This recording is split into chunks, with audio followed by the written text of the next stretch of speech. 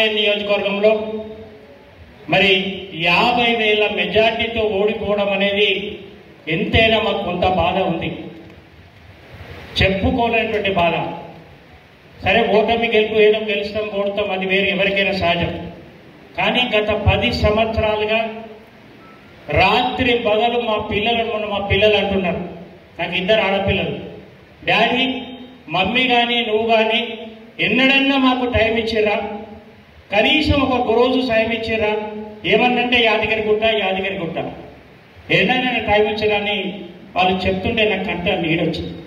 ఎందుకు చెప్తున్నానంటే ఎప్పుడు కూడా ప్రజల్లో ఉండాలి, ప్రజల సమస్యలు తెలుసుకోవాలి, ప్రజలతోనే ఉండాలి.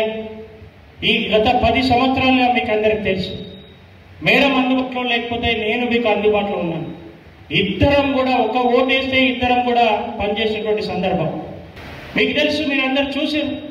అయినా ఎందుకు జరిగింది ఏమనంటే లాస్ట్కి వచ్చే వరకు మహేందర్ రెడ్డికి బాగా డబ్బులున్నాయి, 100 కోట్లు ఉన్నాయి, 300 కోట్లు ఉన్నాయి ప్రచారం చేసి.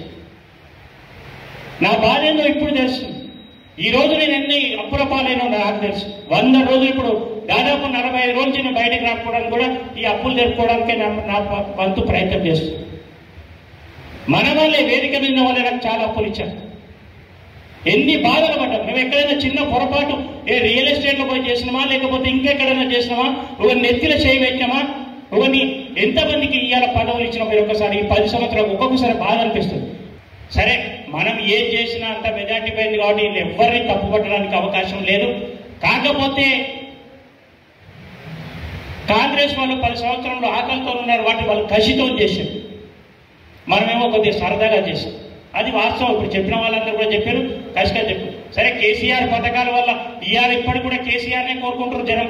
కేసీఆర్ తప్పు పట్టడానికి ఏం లేదు.